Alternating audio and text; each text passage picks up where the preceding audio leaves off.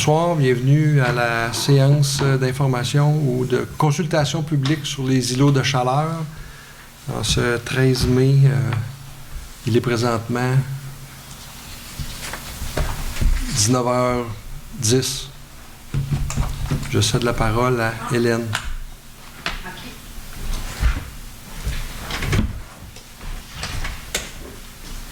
Bon.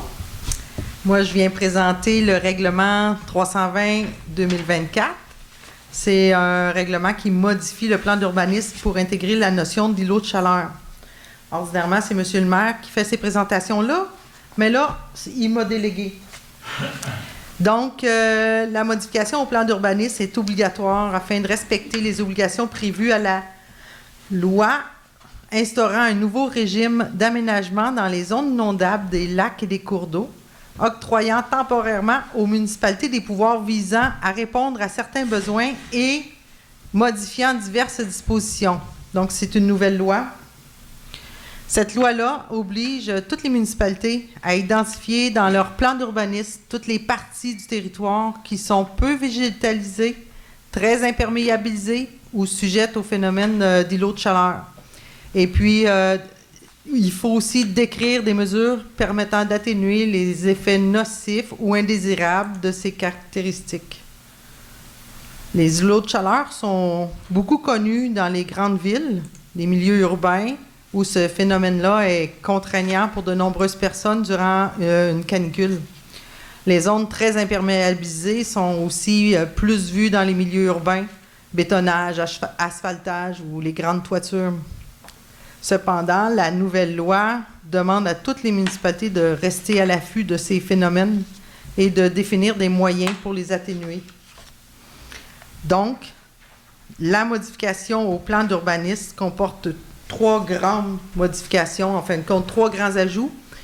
La première, c'est l'ajout à l'article 2 du plan. L'article 2, c'est le contenu obligatoire du plan d'urbanisme. Donc, on ajoute la notion de phénomène d'îlot de chaleur et zones très imperméabilisées. On identifie les zones du territoire touchées par ce phénomène.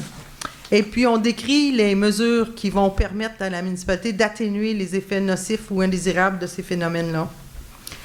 La deuxième chose qu'on fait, dans la section 4.3, les grandes orientations d'aménagement, on ajoute au point 4.3.2, consolider le noyau villageois, le moyen suivant.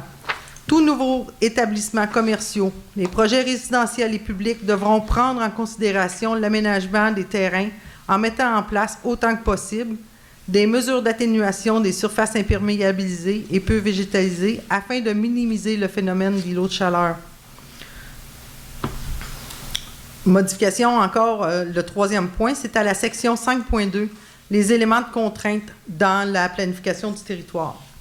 Ces éléments-là, qu'on connaissait dans le plan, c'était les zones à risque d'inondation, les rives et les cours d'eau, les milieux humides, les carrières et sablières, les postes de transformation électrique de puissance 120 kV et plus, les ouvrages de captage d'eau potable, ça c'était les contraintes connues. On ajoute les territoires peu végétalisés et imperméabilisés, sujets au phénomène d'îlot de chaleur. On ajoute aussi en annexe au plan d'urbanisme une carte. Cette carte-là, c'est identifie les îlots de chaleur à Sud. En fin de compte, il n'y en a pas beaucoup. Ça fait qu'on a zoomé le centre-ville, le centre du village. Il n'y a pas beaucoup. On pourrait dire le orange foncé, là, c'est des îlots de chaleur. Ce sont les stationnements, là, pas mal chez Excavation Janson et puis Transport Mat, là, les deux gros stationnements qu'on a. C'est tout pour la modification au règlement du plan d'urbanisme. C'est ce qu'il faut ajouter, la loi nous l'oblige, donc on le fait. Un jour, en intégrant ça dans notre plan, on va pouvoir modifier les autres règlements, zonage, permis de certificat, toutes les autres. Mais là, présentement, on le met dans le plan pour ne pas l'oublier. C'est tout. Merci. Il y a des questions? C'est Pourriez-vous vous lever puis vous identifier, s'il vous plaît? C'est 2 silos qui sont des stationnements. Parlez dans le micro, s'il vous plaît, parce que sinon l'enregistrement ne marchera pas. OK, c'est Patrick Binkley. Merci. Bienvenue. Ces 2 silos de chaleur-là sont des stationnements pour des entreprises. Oui. Est-ce qu'il y a des démarches qui sont faites avec eux pour essayer de le réduire ou de l'améliorer ou faire quelque chose pour diminuer ça? Présentement, c'est juste dans le plan. C'est juste ça. Il n'y a pas de démarche. OK. C'est juste dans le plan et on est obligé de les mettre dans le plan. Vu que c'est des stationnements non pavés, ça devrait avoir moins de chaleur qui va sortir de ça. Ben, je suis pas ingénieur en urbanisme, là, mais oui. Il y a moins de chaleur que si c'était pavé, mais il y a quand même de la chaleur, on le voit sur la carte. Ah oui. Oui. Non, c'est beaucoup moins que si c'était asphalté. Ouais. Merci.